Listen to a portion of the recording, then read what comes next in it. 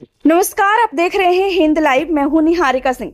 बिहार की उच्च शिक्षा व्यवस्था में एक बड़ा बदलाव होने जा रहा है।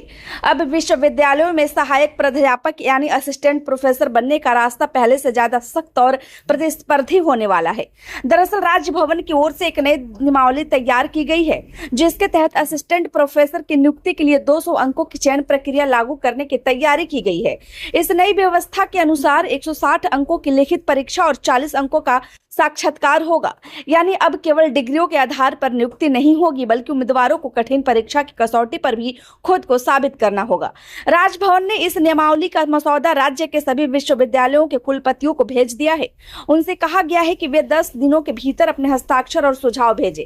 यदि कुलपतियों की सहमति मिल जाती है तो यह नई नियमावली जल्द ही लागू की जा सकती है। इस फैसले के बाद शैक्षणिक और राजनीतिक गलियारों में चर्चा तेज हो गई है।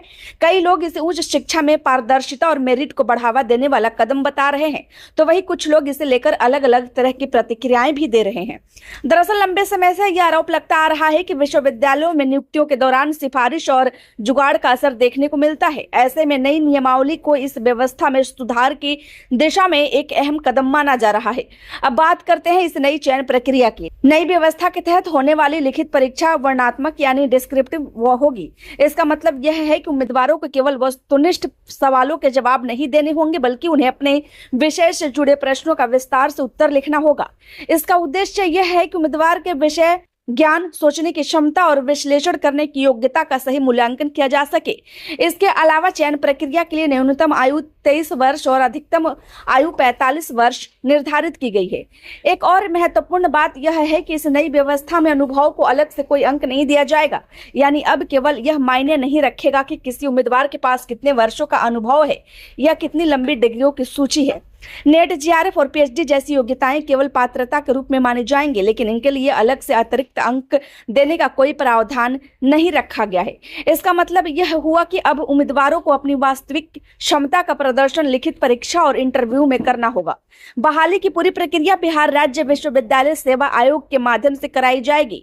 साथ ही यह भी तय किया गया है कि साक्षात्कार पैनल में केवल प्रोफेसर रैंक के सदस्य ही शामिल होंगे, ताकि चयन प्रक्रिया को ज्यादा पारदर्शी और निष्पक्ष बनाया जा सके। सरकार और शिक्षा विभाग का मानना है कि इस नई व्यवस्था के लागू होने से विश्वविद्यालयों और कॉलेजों में लंबे समय से खाली पड़े पदों को भरने का रास्ता साफ हो जाएगा।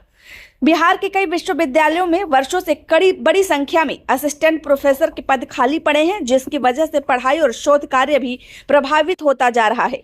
यदि नई नियमावली लागू होती है तो उम्मीद की जा रही है कि योग्य उम्मीदवारों को मौका मिलेगा और उच्च शिक्षा की गुणवत्ता में भी सुधार होगा। शिक्षा जगत से जुड़े कई विशेषज्ञों का मानना है कि साफ, सुथरी और पारदर्शी चयन प्रक्रिया से विश्वविद्यालयों की शैक्षणिक साख मजबूत होगी।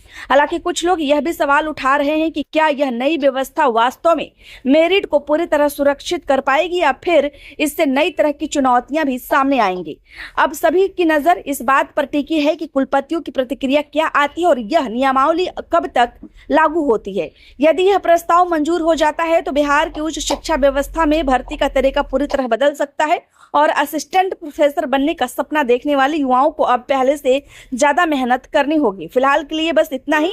आप देखते रहिए हिंद लाइव। खबर अच्छी लगी हो तो लाइक करें, कृपया चैनल को सब्सक्राइब करना ना भूलें। धन्यवाद।